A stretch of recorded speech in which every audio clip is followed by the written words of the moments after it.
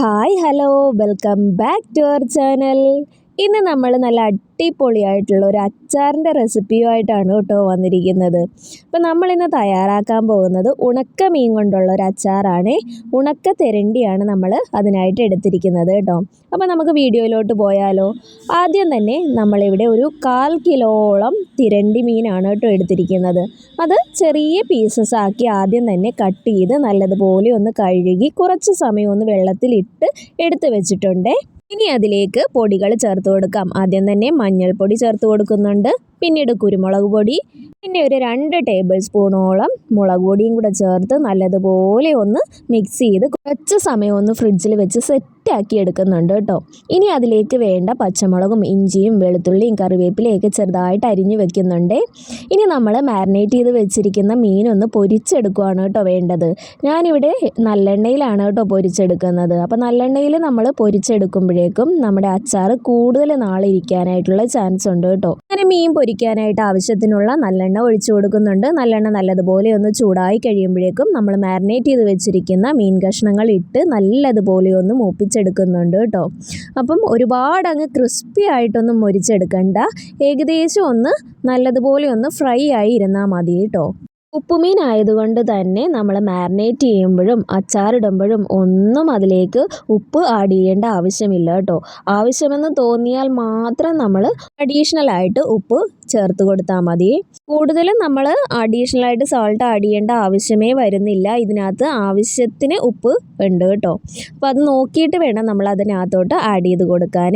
അപ്പോൾ അതേ നമ്മുടെ മീൻ ഇവിടെ നല്ലതുപോലെ ഒന്ന് ഫ്രൈ ആയിട്ട് കിട്ടിയിട്ടുണ്ട്. ഇനി അത് എണ്ണയിൽ നിന്നൊന്ന് കോരി മാറ്റാവുന്നതാണ്. അതുപോലെ നമ്മൾ എടുത്തു വെച്ചിരിക്കുന്ന മുഴുവൻ മീനും ഇതുപോലെ പൊരിച്ചെടുക്കുന്നുണ്ട്. അങ്ങനെ മീനൊക്കെ നന്നായിട്ട് മൂപ്പിച്ചെടുത്ത ശേഷം നമ്മൾ അച്ചാർ തയ്യാറാക്കാനായിട്ടുള്ള ചട്ടി വെച്ച് കൊടുക്കുന്നുണ്ട്. ചട്ടി നല്ലതുപോലെ ഒന്ന് ചൂടായി കഴിയുമ്പോഴേക്കും നമ്മൾ നല്ലെണ്ണയാണ് കേട്ടോ ചേർത്ത് കൊടുക്കുന്നത്. അപ്പോൾ ആവശ്യത്തിന് നല്ലെണ്ണ ചേർത്ത് നല്ലെണ്ണയൊക്കെ നല്ലതുപോലെ ഒന്ന് ചൂടായി കഴിയുമ്പോഴേക്കും നമ്മൾ 1 ടീസ്പൂൺ കടുക് ഇട്ട് കൊടുക്കുന്നുണ്ട്. കടുക് നല്ലതുപോലെ ഒന്ന് പൊട്ടിയ ശേഷം നമ്മൾ ഉലുവ ചേർത്ത് കൊടുക്കുന്നുണ്ട്. ഇനി അതിലേക്ക് ചെറുതായിട്ട് അരിഞ്ഞ ഇഞ്ചി ചേർത്ത് കൊടുക്കുന്നുണ്ട്, വെളുത്തുള്ളി ചേർത്ത് കൊടുക്കുന്നുണ്ട്, പിന്നെ പച്ചമുളകും കൂടെ ചേർത്ത് നല്ലതുപോലെ ഒന്ന് ആ എണ്ണയിലിട്ടൊന്ന് വഴറ്റിയെടുക്കണം കേട്ടോ. ഇനി അതൊക്കെ നല്ലതുപോലെ ഒന്ന് വഴണ്ടി വരുമ്പോഴാണ് നമ്മൾ പൊടികൾ ചേർത്ത് കൊടുക്കുന്നത്.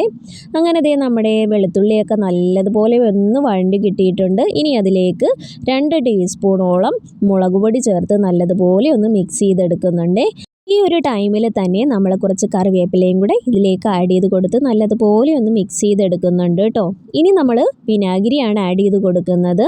ഇനി വിനാഗിരിയും കൂടെ ചേർത്ത് നല്ലതുപോലെ ഒന്ന് മിക്സ് ചെയ്തെടുത്ത് ഇനി ആ വിനാഗിരിയൊക്കെ ഒന്ന് നന്നായിട്ട് ചൂടായി കിട്ടട്ടെ. ഇനി അതിലേക്ക് 1 ടീസ്പൂണോളം കായപ്പൊടിയും കൂടെ ചേർത്ത് കൊടുക്കുന്നുണ്ട് കേട്ടോ. ഇനി അത് നല്ലതുപോലെ ഒന്ന് മിക്സ് ചെയ്തെടുക്കുന്നുണ്ട്. ഇനി വിനാഗിരിയൊക്കെ ഒന്ന് നല്ലതുപോലെ ഒന്ന് തിളച്ച് വന്നു കഴിഞ്ഞാലാണ് നമ്മൾ മീൻ ആഡ് ചെയ്ത് കൊടുക്കുന്നത് കേട്ടോ. അപ്പോൾ അതേ വിനാഗിരിയൊക്കെ നല്ലതുപോലെ ഒന്ന് ചൂടായി കിട്ടിയിട്ടുണ്ട്. ഇനി അതിലേക്ക് നമ്മൾ പൊരിച്ച് വെച്ചിരിക്കുന്ന മീനും കൂടെ ആഡ് ചെയ്തിട്ട് നല്ലപോലെ ഒന്ന് മിക്സ് ചെയ്ത് യോജിപ്പിക്കണേ. അപ്പോൾ അതേ മീനും വിനാഗിരിയൊക്കെ നല്ലതുപോലെ ഒന്ന് തിളച്ച് കിട്ടിയിട്ടുണ്ട് കേട്ടോ. ഇനി അത് കുറച്ച് സമയം ഒന്ന് തിളപ്പിച്ചെടുത്തു കഴിഞ്ഞാൽ നമ്മുടെ നല്ല അടിപൊളിയായിട്ടുള്ള നല്ല ടേസ്റ്റി ആയിട്ടുള്ള ഉണക്കമീൻ അച്ചാർ ഇവിടെ റെഡി ആയിട്ടുണ്ട്. എല്ലാവരും ഇതൊന്ന് ട്രൈ ചെയ്ത് നോക്കാൻ മറക്കല്ലേ. നല്ല സൂപ്പർ ടേസ്റ്റി ആയിട്ടുള്ള ഒരു അച്ചാറാണ് കേട്ടോ. ഇപ്പോൾ നമ്മുടെ അച്ചാർ ഇവിടെ നല്ലതായിട്ട് കുറുകി നല്ല സെറ്റായിട്ട് കിട്ടിയിട്ടുണ്ട്. അപ്പോൾ എല്ലാവർക്കും ഈ ഒരു റെസിപ്പി ഇഷ്ടപ്പെട്ട് കാണുമെന്ന് പ്രതീക്ഷിക്കുന്നു. എല്ലാവരും ഈ ഒരു റെസിപ്പി വീട്ടിലൊന്ന് ട്രൈ ചെയ്ത് നോക്കാനും ഫീഡ്ബാക്ക് കമൻറ്റ് ബോക്സിൽ അറിയിക്കാനും മറക്കല്ലേ. ഇതുപോലെയുള്ള സിമ്പിൾ ആൻഡ് ടേസ്റ്റി റെസിപ്പീസിനായി എൻ്റെ ചാനലൊന്ന് സബ്സ്ക്രൈബ് ചെയ്ത് സപ്പോർട്ട് ചെയ്യാനും മറക്കല്ലേ. താങ്ക്